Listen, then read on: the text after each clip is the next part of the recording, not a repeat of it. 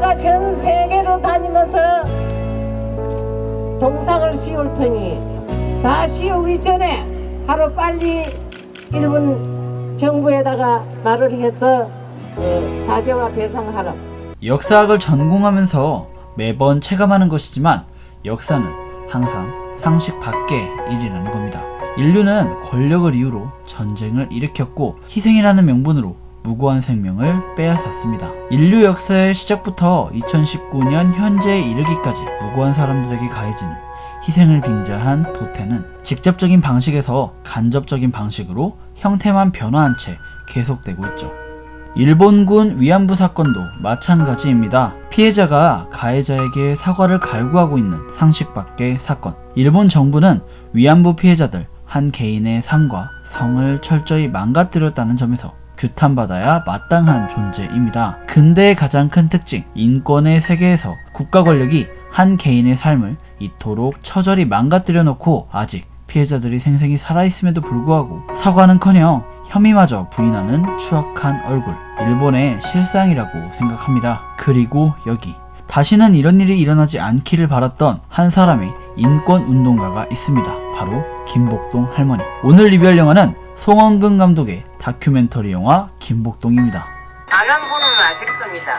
부산서원론 김복동입니다. 우선 말씀드리고 싶은 부분은 이 영화 보는 내내 상당히 가슴이 미어지고 아파왔던 영화입니다. 그만큼 무겁고 차가우며 슬픈 영화입니다. 물론 상영관의 문제도 있었겠지만 개봉한 지 2달이 되어가는 지금 이 시점에 관객 수가 10만이 채 되지 않았다는 것은 오락영화를 추구하는 일반 대중들에게 이 영화가 쉬이 관람하기 어려운 영화라는 것이죠. 이러한 이유로 영화의 줄거리 전체를 소개해드리려고 합니다. 혹여 영화를 직접 보실 분들이 계시다면 영화를 보고 제 리뷰를 감상해 주시기 바랍니다. 영화는 본인의 피해 사실을 처음으로 증언한 1992년부터 김복동 할머니가 돌아가셨던 2019년 1월 28일까지 약 27년간 일본의 사죄를 받기 위한 한 인권운동가의 여정을 그려냈습니다. 카메라는 할머니의 삶을 아주 가까이서 보여줍니다. 손을 깨끗이 씻고 몇 번의 손짓으로 머리를 가지런히 정리하는 김복동 할머니의 모습은 마치 경건한 의식을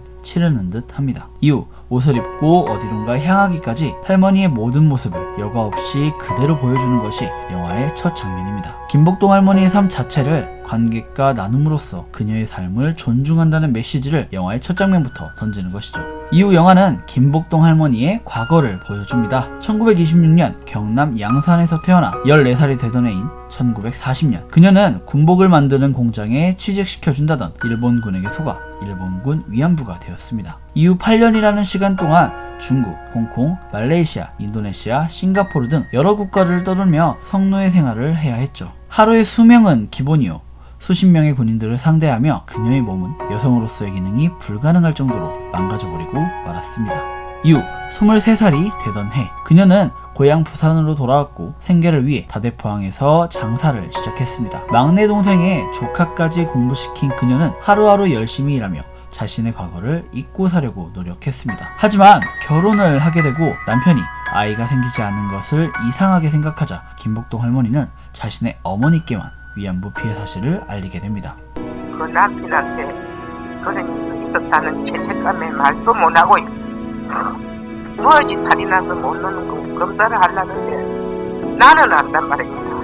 이후 자신이 위안부라는 사실을 숨긴 채 자식도 없이 남편과 단 둘이서 살아가게 됩니다. 남편분께서 세상을 먼저 여의고 시간은 흘러 1991년 8월 14일 김학순 할머니의 피해 사실 최초 증언을 시작으로 일본의 위안부 강제동원 사실이 온 세상에 알려지게 되었습니다. 김복동 할머니도 자신의 피해 사실을 증언하려고 했죠. 하지만 언니며 가족들이 그녀에게 내뱉은 말은 따뜻한 위로와 응원이 아니었습니다. 조카들을 생각해서 절대 나서지 마라. 제발 증언하지 마라. 가장 힘들 때 옆에서 손을 잡아줘야 할 가족이 떠난다는 것은 어떤 기분일까요? 할머니의 피해 사실 증언으로 가족들은 곁을 떠나가 버립니다. 아무도 도와주지 않는 고립무원의 세계에 빠진 늙은 여성은 앞으로 어떤 행동을 하게 될까요? 이후 영화는 한 사람의 인권운동가로서 김복동을 그려냅니다. 1995년 일본의 50주년 종전 기념일 행사에서 일본의 총리 무라야마 도미이치는 담화를 발표합니다. 과거 일본의 침략과 식민지배로 피해를 본 아시아의 여러 국가에 대해 반성의 뜻을 밝힌다. 이 담화에서는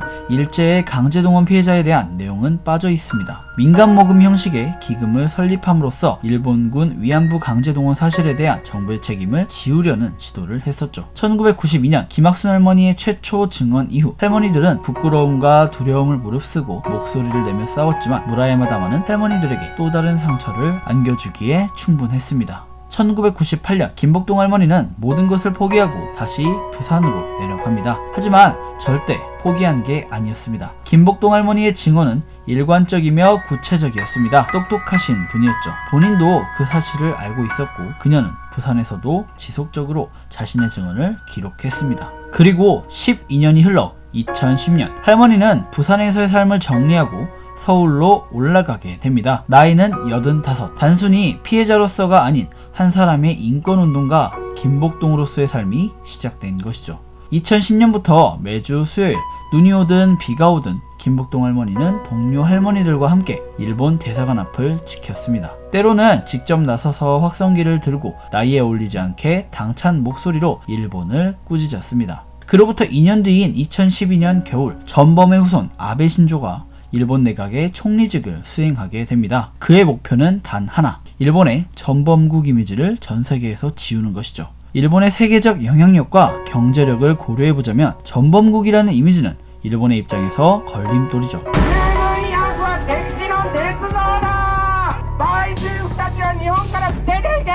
바로 이러한 배경에서 등장한 일본의 우익의 이념을 수정주의라고 합니다. 이들은 전범국 일본은 군대를 가질 수 없다는 내용을 담고 있는 평화헌법을 수정하려고 하며 일본 사회 내에서 과거 일본의 만행을 지우고자 하는데 혈안이 된 사람들입니다. 편향적인 역사교육 제도, 편파적인 정치적 선동 등 일본 사회가 점점 더 폐쇄적으로 흘러가는 경향은 바로 이들 때문이죠. 할머니들 개인은 이런 거대한 정치적 집단 혹은 일본이라는 국가적 세력과 싸우기에 분명히 약한 존재들입니다. 하지만 그녀들의 수요 집회는 계속되었고 우리 사회의 많은 사람들이 할머니들과 함께 싸우기 시작했습니다. 어느덧 1000번째 수요 집회가 다가오고 이를 기념해 평화의 소녀상을 건립하게 됩니다. 전 세계적으로 유례가 없는 최장기간 시위의 주인공 할머니들을 상징하는 평화의 소녀상은 눈을 부릅뜬 채 일본 대사관을 바라보고 있죠. 시간이 흘러 피해자 할머니들께서 세상에 남지 않는다고 하셔도 소녀상이 항상 그 자리에서 일본을 지켜볼 것입니다. 그리고 우리는 기억할 것입니다. 이후 영화는 김복동 할머니의 행보를 보여줍니다. 소녀상이라는 분신을 대사관 앞에 두고 김복동 할머니는 앞으로 나아갑니다. 일본군 위안부 강제동원 피해 사실을 전 세계에 알리기 위해 해외 순방을 시작하신 것이죠. 2012년 일본을 시작으로 대만, 미국, 독일, 노르웨이, 영국, 프랑스 등 세계 각국의 일본 대사관 앞에서 시위를 진행했고 각종 세미나에서 강연을 하는 등 일본군 위안부 피해 사실을 세계 만방에 알리기 위해 80살이 넘은 노고를 끌고 앞으로 나아가셨습니다. 나라도 알려야지 하시며 말이죠. 세계 각국을 돌아다니는 김복동 할머니의 표정에는 항상 웃음이 넘치셨습니다. 본인이 할 수 있는 일을, 해야 할 일을 하는 것에 대해 굉장한 기쁨을 느끼셨다고 하죠. 이런 노력이 뒷받침되어 미국 캘리포니아를 시작으로 세계 여러 국가에 평화의 소녀상이 설립되었습니다. 할머니의 노력은 평화의 소녀상 건립에만 그치지 않았습니다. 2013년 오사카 시장 하시모토 도루의 위안부 망발에 항거하기 위해 직접 오사카 시청을 찾아가 항의하시는 모습은 보는 이로 하여금 부끄럽게 만들 정도였습니다. 증거가 없다. 증거가 살아있는데 증거가 없다고 해서 말이 됩니까? 젊고 어린 우리는 과연 무엇을 하고 있었는가? 김복동 할머니께서 그렇게 싸우고 계실 때 나는 무엇을 하고 있었는가 반성하게 만들더라고요. 이어 영화는 김복동 할머니의 일본에서의 활동을 보여줍니다. 할머니께서는 위안부 관련 여러 강의들을 진행하셨습니다. 여기서 일본 여학생의 충격적인 대사가 등장합니다. 피해자가 있는 사건인지 몰랐다. 일반적인 한국인이라면 놀라지 않을 수 없는 대사입니다. 우리는 중고등학교 교육과정에서 항상 일본군 위안부에 대해 배워왔고 한국 사회에서 일본군 위안부 문제는 독도 문제와 더불어 항상 이슈화되어 있던 문제입니다. 반대로 일본은 2차 세계대전 당시 자신들이 저지른 전쟁 범죄에 대해 가르치지 않습니다. 일본군 위안부에 대해 많은 일본군들이 잘 모르고 있는 이유죠. 마찬가지로 독도에 대한 내용 또한 일본에선 잘 다루지 않는 부분입니다. 일본이라는 국가가 얼마나 우경화되어 있으며 폐쇄적인 국가인지를 보여주는 단적인 예죠. 그리고 이렇게 강의에만 그치지 않고 일본에서 차별받는 조선학교 학생들에게 자신의 전 재산을 장학금으로 기부하셨습니다. 2010년부터 일본 정부는 고교 무상교육제도의 대상에서 조선학교를 제외시켜 버렸습니다. 이에 학생들이 차별받지 않았으면 하는 마음에 김복동 장학회를 설립하셨죠. 그러나 이처럼 인권을 위해 싸워온 김복동 할머니는 1995년 무라야마 담화 이후 다시 한번 무너져야 했습니다. 다름이 아닌 본인의 조국 대한민국에 의해서였죠. 2015년 12월 28일 추운 겨울, 박근혜 정부는 피해자 할머니들에게 말 한마디 없이 최종적이고 불가역적으로 일본군 위안부 문제를 해결한다는 쓰레기 같은 조약을 맺고 맙니다. 심지어 일본 대사관 앞에 소녀상에 대해서도 사실상 철거를 약속해버리죠. 그리고 10억엔이라는 말도 안 되는 금액을 받고 정부가 세운 단체 화해치유재단. 이름부터 상당히 마음에 안 듭니다. 피해자가 용서를 한 적도 없는데 무슨 화해며 치유라는 건지 10억엔을 받고 입을 싹 닫아버리는 박근혜 정부. 이들의 얼굴은 우리 교과서에서 길이길이 남아야 합니다. 대한민국을 고작 10억엔짜리 국가로 만들어버린 병신조약. 더 충격적인 사실은 불과 1년 뒤인 2016년 12월 28일 부산에서 소녀상이 설치 4시간 만에 철거되었다는 겁니다. 국가기관에 의해 역사가 사라지고 왜곡되는 현장, 분노가 치밀어 오르지 않을 수밖에 없는 사건. 이후 영화는 김복동 할머니가 결장함을 앓게 되면서 투병하는 모습을 보여줍니다. 눈이 점점 멀어가고 몸은 말을 듣지 않는 현실임에도 할머니는 다시 거리로 나오셨습니다. 그리고 기자들 앞에서 외칩니다. 우린 용서해줄 마음이 있다고. 준비가 되었으니 용서를 빌어라 일본아.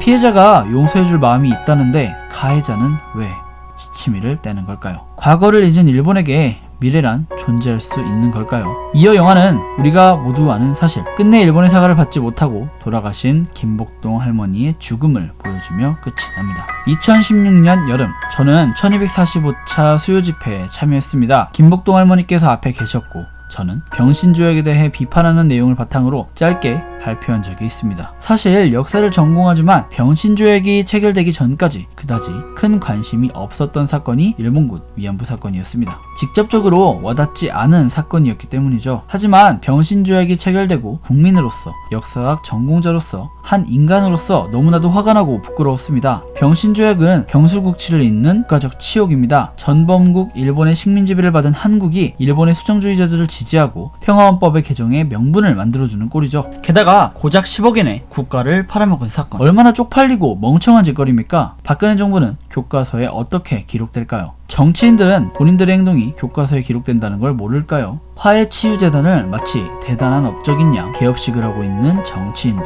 피해자 할머니들의 동의가 없는 피해자를 위한 재단. 이게 과연 무슨 의미일까요? 국민을 기만하고 무시한 21세기 대한민국의 치욕적인 사건입니다. 심지어 국민을 지켜야 할 공권력이 할머니들의 상징인 소녀상을, 그리고 이들을 위해 싸우던 대학생들을 끌어내리는 어이없는 상황이 자그마치 2016년에 벌어졌습니다. 그리고 지난 8월 일본은 한국을 화이트리스트에서 제외했습니다. 일본의 경제보복과 노 재팬 운동. 대한민국 역사에서 특정 국가에 대해 이렇게 이례적인 반대운동이 있었을까요? 그만큼 일본에 대한 우리 국민의 분노가 쌓일 대로 쌓인 거라고 생각합니다. 영화 김복동은 바로 이러한 시점에서 좀 더 주목받아야 하는 영화라고 생각합니다. 영화 속 앞으로 우리나라 여성들이 나와 같은 피해를 받지 않았으면 좋겠다라는 할머니의 말씀처럼 우리는 일본의 행보에 주목해야 합니다. 앞으로의 일본이 더 이상 과거를 지우지 못하도록 끊임없이 목소리를 내고 경계해야 합니다. 일본이 헌법을 수정하고 역사교육에서 과거를 지운다면 그간 쌓아온 세계적 영향력과 경제력을 바탕으로 새로운 식민지를 만들어낼 겁니다. 바로